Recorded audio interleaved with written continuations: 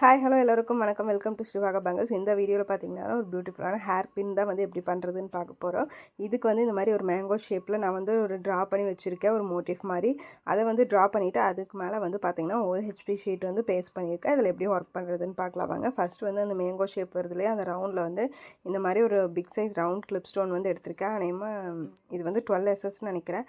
அதுக்கடுத்து பார்த்தீங்கன்னா திலகமில் ஒரு கிளிப் ஸ்டோன் வந்து பேஸ்ட் பண்ணுறேன். இது வந்து ஒரு மீடியம் சைஸ் கிளிப் ஸ்டோனு. அதுக்கடுத்து பார்த்திங்கன்னா இந்த அவுட்லைனுக்கு வந்து நம்ம க்ளூ போட்டுக்கலாம். அந்த மேங்கோ ஷேப்லேயே க்ளூ போட்டு கொண்டு போய்க்கலாம். அந்த க்ளூ போட்டுட்டு பார்த்திங்கன்னா ஒரு 2 மினிட்ஸ் அந்த மாதிரி ஒரு 2 செகண்ட்ஸ் அந்த மாதிரி விட்டுருங்க. விட்டுட்டு அதுக்கப்புறமா ஜர்தோசியில் எப்போவுமே அவுட்லைன் கொடுக்குறேன்னா கொஞ்சம் ஸ்ட்ரெச் பண்ணி வச்சுக்கோங்க. அப்போ தான் வந்து உங்களுக்கு அந்த ஷேப்பெல்லாம் கரெக்டாக வந்து ஒரு இது பண்ணி கொடுக்கும். அடுத்தது பார்த்திங்கன்னா இந்த க்ளூ போட்ட இடத்துல அப்படியே வந்து நம்ம பேஸ்ட் பண்ண ஆரம்பிச்சுக்கலாம். அவுட்லைன் கொடுத்துடலாம் ஃபஸ்ட்டு.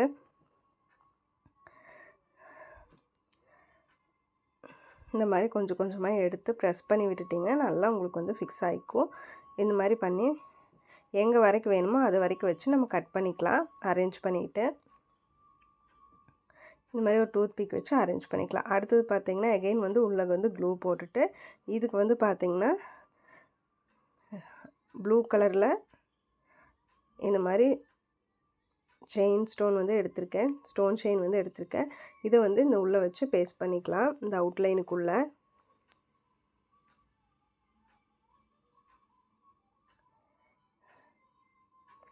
எது வரைக்கும் வேணுமோ அது வரைக்கும் நம்ம வச்சுட்டு பேஸ்ட் பண்ணிவிட்டு கட்டர் வச்சு கட் பண்ணி எடுத்துக்கலாம். கட் பண்ணிவிட்டு பார்த்து கரெக்டாக ப்ரெஸ் பண்ணி விட்டுக்கோங்க.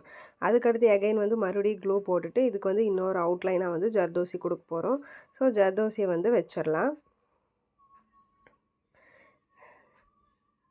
இந்த மாதிரி கரெக்டாக வச்சுக்கோங்க.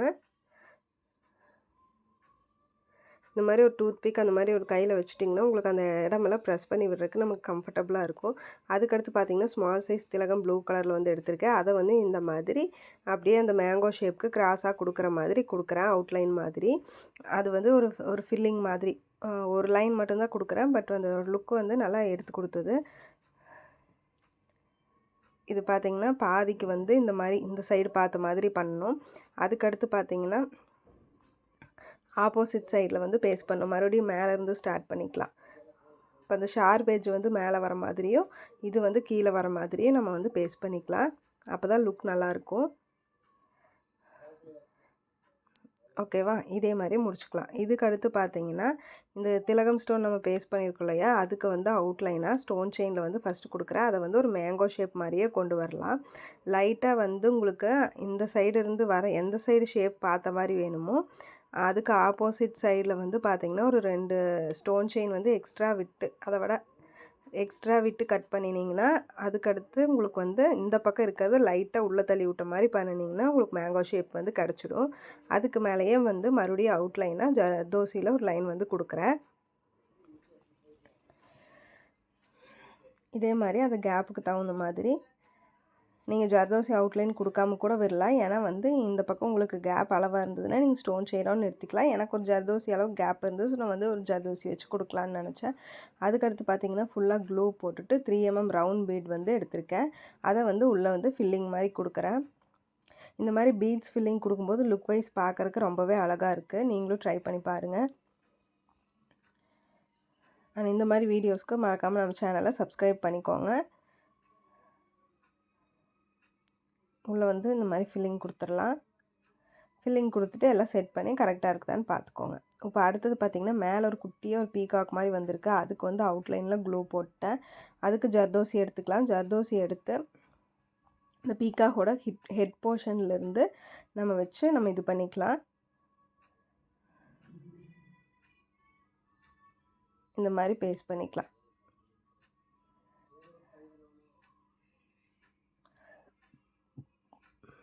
இந்த மாதிரி கர்வ் வரத்துல எல்லாம் ஒரு பிக் வச்சு நீங்கள் இந்த மாதிரி ஒரு அட்ஜஸ்ட் பண்ணி விட்டுட்டு பண்ணினீங்கன்னா உங்களுக்கு கரெக்டாக இருக்கும். அதுக்கடுத்து பார்த்திங்கன்னா உள்ளே வந்து க்ளூ போட்டுட்டு அங்கேயும் வந்து ஒரு அவுட்லைன் ஜர்தோசி வந்து கொடுத்துடலாம்.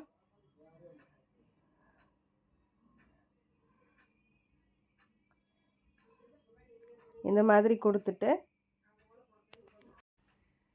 இந்த மாதிரி வச்சுக்கலாம். அதுக்கடுத்து பார்த்திங்கன்னா அதுக்கு வந்து அந்த பீகாக்கோட அந்த அலகுக்கு வந்து இந்த மாதிரி வச்சிடலாம். உள்ள ஒரு 2 ஜர்தோசி பீஸ் கட் பண்ணி அதை வந்து மேனேஜ் பண்ணிக்கலாம்.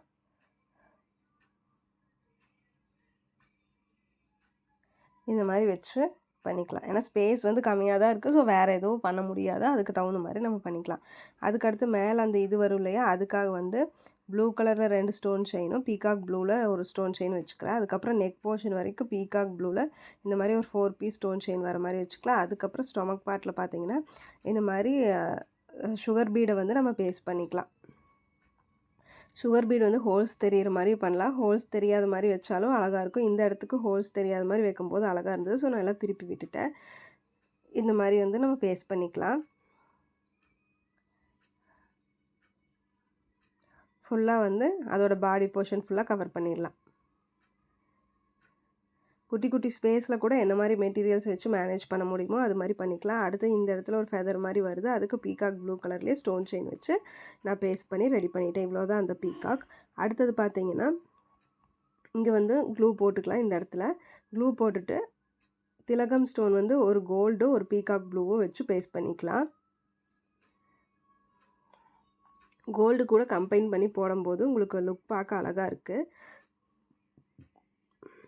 இதே மாதிரி வந்து முடிச்சிடலாம். இதுக்கு அடுத்து பார்த்திங்கன்னா இந்த பக்கம் ஒரு மேங்கோ ஷேப் குட்டி குட்டியாக ட்ரா பண்ணியிருக்கேன் இல்லையா, அதுக்கு முன்னாடி வந்து இந்த திலகம் கிட்ட வந்து இருக்கிற அந்த கேப்பில் எல்லாமே ஒரு ரவுண்ட் ஸ்டோன் வந்து பேஸ்ட் பண்ணுறேன். 3mm ரவுண்டு ராயல் ப்ளூவில்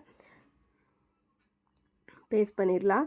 பேஸ்ட் பண்ணிவிட்டு அதுக்கப்புறமா இந்த மேங்கோ ஷேப் வருது இல்லையா, இதுக்கு வந்து க்ளூ போட்டு எங்கிட்ட மேங்கோ ஷேப்லேயே வந்து கோல்டு கலரில் ஸ்டோன் இருந்தது. அதை வந்து குந்தன் ஸ்டோன் இருந்தது. அதை வந்து நம்ம இந்த மாதிரி பேஸ்ட் பண்ணிக்கலாம். பார்த்து அட்ஜஸ்ட் பண்ணிவிட்டு பேஸ்ட் பண்ணிக்கோங்க. நம்ம ட்ரா பண்ணிக்கிற அளவுக்கே வரணுங்கிறதுக்கு இல்லை. நம்மளுக்கு வந்து அது எந்த அளவுக்கு வந்து கரெக்டாக வருதோ அந்த ஸ்டோனோட சைஸை பொறுத்து, ஸோ அதை பொறுத்து நீங்கள் வந்து வச்சுக்கலாம். இப்போ காட்டுற பாருங்கள், இந்த பக்கம் இருந்து நான் வச்சுட்டு வரேன். கொஞ்சம் கம்ஃபர்டபுளாக இருக்கிற மாதிரி இருந்தது. ஸோ இந்த சைடு இருந்து கரெக்டாக அந்த மேங்கோ ஷேப்பில் அந்த கர்வ் வரும் இல்லையா, அது வந்து முன்னாடி இருக்கிற மேங்கோவில் டச் ஆகிற மாதிரி வைக்கும்போது உங்களுக்கு கரெக்டாக வந்துடுது நீட்டாக. அண்ட் நம்ம சேனலுக்கு இதான் ஃபஸ்ட் டைம் வரீங்கன்னா மறக்காமல் சப்ஸ்கிரைப் பண்ணிக்கோங்க, பெல் ஐக்கானையும் ப்ரெஸ் பண்ணிக்கோங்க. அண்ட் இந்த வீடியோ பற்றின சஜஷன்ஸும் கமெண்ட்டில் சொல்லுங்கள். இந்த மாதிரி வந்து நம்ம பேஸ்ட் பண்ணிக்கலாம் ஃபுல்லாகவே. ஸ்பேஸ் ஒரு இடத்துல கொஞ்சம் கம்மியாக வருங்கும்போது நீங்கள் கொஞ்சம் எல்லாத்தையுமே லைட்டாக அட்ஜஸ்ட் பண்ணி விட்டிங்கன்னா அது வந்து ரெடி ஆகிக்கும். அடுத்தது பார்த்திங்கன்னா கீழே அந்த ரவுண்ட் மாதிரி பேஸ்ட் பண்ணியிருக்கோம் இல்லையா, அந்த மேங்கோ ஷேப் வைக்கும்போது அது பாதி போயிடுச்சு. அதனால கொஞ்சம் கீழே இறக்கி வந்து நான் ஒரு 3mm கோல்டு ரவுண்ட் ஸ்டோன் வந்து வச்சுருக்கேன். அதை சுற்றி வந்து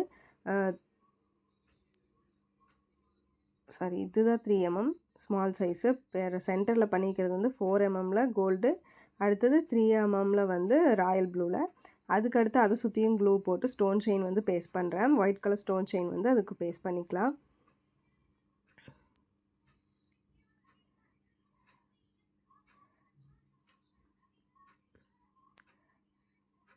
இதை பேஸ்ட் பண்ணிவிட்டு இதை சுற்றியும் பார்த்திங்கன்னா ஸ்மால் திலகம் ஸ்டோன் இருக்குது இல்லையா, ப்ளூ கலர், அதை வந்து நம்ம பேஸ்ட் பண்ணிப்போம்.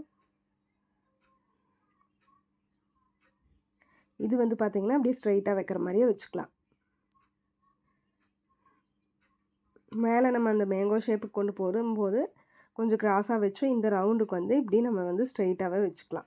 இதே வந்து பார்த்திங்கன்னா உங்களுக்கு நல்லா லுக்காகவும் அந்த இடத்த கவர் பண்ணி கொஞ்சம் நீட்டாகவும் கிடைக்கும். இப்போ இதே மாதிரி சுற்றியும் பேஸ்ட் பண்ணிடலாம். அந்த ஸ்டோன் செயினை ஒட்டின மாதிரியே வரணும், தள்ளி வரக்கூடாது.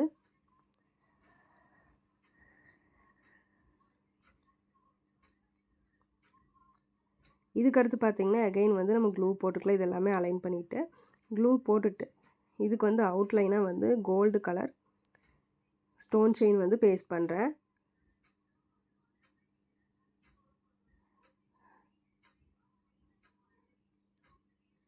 இந்த மாதிரி பேஸ்ட் பண்ணிக்கலாம்.